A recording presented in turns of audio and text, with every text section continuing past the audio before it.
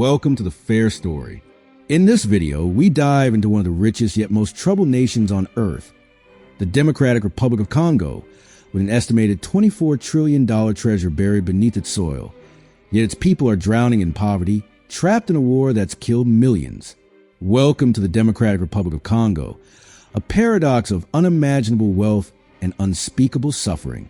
Today, we unravel why this nation remains broken, who's profiting from its pain, and a courageous fight to reclaim its future. Why is this nation still grappling with poverty, conflict, and instability? Let's uncover the paradox of wealth and woe in the heart of Africa. This isn't just a story about minerals.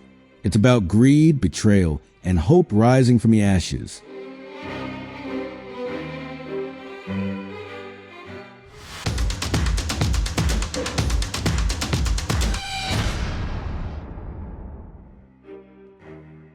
The Democratic Republic of Congo, DRC, also known as Congo-Kinshasa, is a country in Central Africa.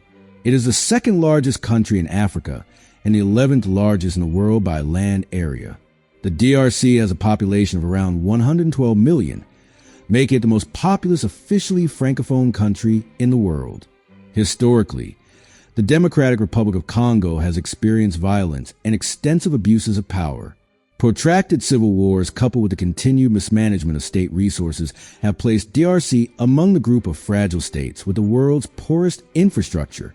Violent and nonviolent conflicts linked to the use of its natural resources have historically prevented the DRC from fully utilizing its resources to generate revenue and improve quality of life for its citizens. The Democratic Republic of Congo is an unparalleled treasure chest of natural resources. Beneath its soil lies an astonishing variety of minerals that power the modern world. The country holds over 70% of the world's cobalt reserves, a mineral crucial for electric vehicle batteries and renewable energy technologies. In 2022, the DRC was the world's largest cobalt miner, with production of 130,000 tons, or nearly 68% of the world's cobalt. Without Congolese cobalt, the global push toward clean energy would be nearly impossible. Congo's cobalt could power 300 million EVs. Then there's coltan, an essential component of electronic devices like smartphones and laptops. The demand for coltan has skyrocketed in the last 2 decades, making the DRC a key supplier. Additionally, Congo is rich in gold, diamonds, copper, and tin, resources that could make it one of the wealthiest nations on Earth. The DRC was the 4th largest producer of industrial diamonds in 2022 with production of 4.3 million carats. The mineral resource deposits that have been studied and documented and are currently being exploited are concentrated in eastern DRC and part of central DRC in the former Kasai region. Analysis of the mining registry data indicates only 11% of the national territory is covered by mining activities with 3,053 different permits granted. Most of this area has yet to be discovered through geological and mining research. Yet, despite this immense wealth, the Congolese people remain among the poorest in the world. According to the World Bank report, 73.5% of Congolese people lived on less than $2.15 a day in. DRC ranks 164 out of 174 countries on the 2020 Human Capital Index, reflecting decades of conflict and fragility and constraining development. DRC's Human Capital Index is 0.37, which is below the SSA average of 0.4. This means that a Congolese child born today can expect to achieve only 37% of their potential, compared to what would have been possible if they had benefited from a full, quality schooling experience and optimal health conditions. This paradox raises a troubling question. Why hasn't this wealth translated into prosperity? For decades, the DRC has been trapped in a cycle of violence fueled by its mineral wealth. The abundance of resources has not brought stability, but rather prolonged conflict, corruption, and bloodshed. The country's civil wars, particularly the conflicts in the eastern regions, have been directly linked to control over mineral-rich areas. Armed militias, government forces, and even foreign actors have engaged in brutal fights to dominate mining operations. This has led to massive displacement, with millions forced to flee their homes, turning them into refugees within their own country.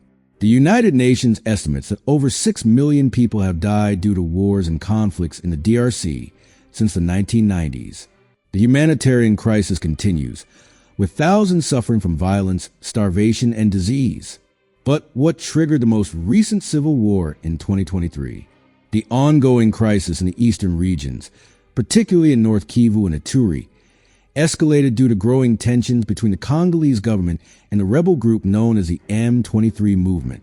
The M23 accuses the government of marginalization and failing to uphold peace agreements.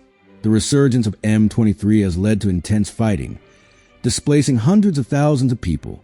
Since the beginning of 2024, nearly 358,000 people have been displaced in DRC, 80% of which has been caused by armed conflict.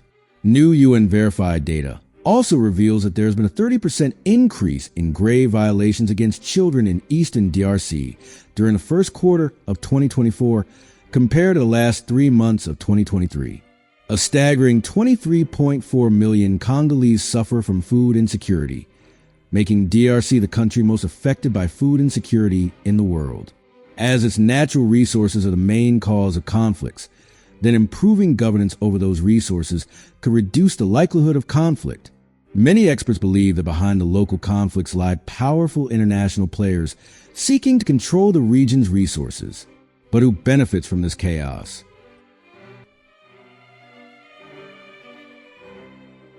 The world's biggest economies depend heavily on Congolese minerals. For example, China, the largest investor in DRC's mining sector, controlling 15 of 19 Congolese cobalt mines. Their deal? A $6 billion highway that ends in a jungle. As Congo gets crumbs, Beijing gets rich. The United States and Europe. Tech giants like Apple, Tesla, and Samsung rely on Congolese coltan and cobalt. Neighboring African countries, Rwanda and Uganda, have been repeatedly accused of smuggling Congolese minerals and reselling them on international markets. For instance, Rwanda exports $500 million in gold yearly without having one single gold mines. Furthermore, foreign companies rarely control the source of the minerals and sometimes pay the armed groups directly. In a number of cases, foreign or multinational companies were directly involved in negotiations with perpetrators of serious human rights abuses, paying armed groups or providing them with facilities or logistics in order to exploit natural resources. The trafficking of natural resources in the DRC, particularly during the conflict, was closely intertwined with other criminal networks, in particular those involved in arms trafficking. According to the UN, an estimated $1 billion worth of minerals is smuggled out of the DRC every year. While international corporations reap massive profits, Congolese citizens are left to suffer in mining pits, earning less than $2 per day. The reality is chilling. The DRC's wealth is being drained while its people remain in crisis.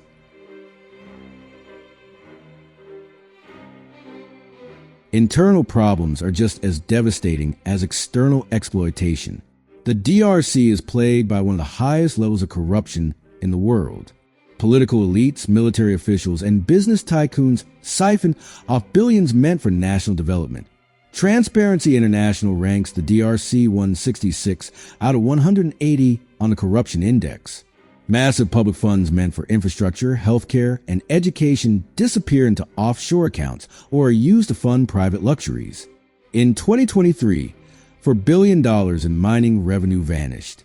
Politicians partied in Dubai, while kids starved in Kolwezi. It was reported that President Tshisekedi's aide smuggled around $20 million in gold. However, his punishment was a promotion instead. The country's weak institutions allow fraudulent mining contracts to be signed, depriving the government of essential revenues. The abundance of natural resources in the DRC and the absence of regulation and responsibility in this sector have created a particular dynamic that has clearly contributed directly to widespread violations of human rights and international humanitarian law. With no strict enforcement, companies continue exploiting resources without benefiting local communities. Beyond the violence and corruption, there's a growing movement demanding change. Young Congolese activists are pushing for ethical mining, transparency in government, and international accountability. International pressure has also led to efforts like the Dodd-Frank Act, which seeks to prevent conflict minerals from entering global supply chains. However, more needs to be done to ensure that the DRC's people, not warlords or foreign corporations, benefit from a nation's wealth. The DRC's paradox of poverty amid plenty stems from a toxic mix of greed, weak governance, and global complicity. While challenges are immense, grassroots activism, ethical industry practices, and international cooperation offer glimmers of hope. The path to stability requires dismantling corruption, ensuring fair resource distribution, and prioritizing human dignity over profit. Can the DRC break free from its resource curse? The future depends on governance reforms, ethical investments, and global responsibility. The Congo is a land of riches and resilience. Will it rise above the curse of its wealth? Only time will tell. Thank you for watching The Wealth and Woes of the Democratic Republic of Congo in our channel, The Fair Story.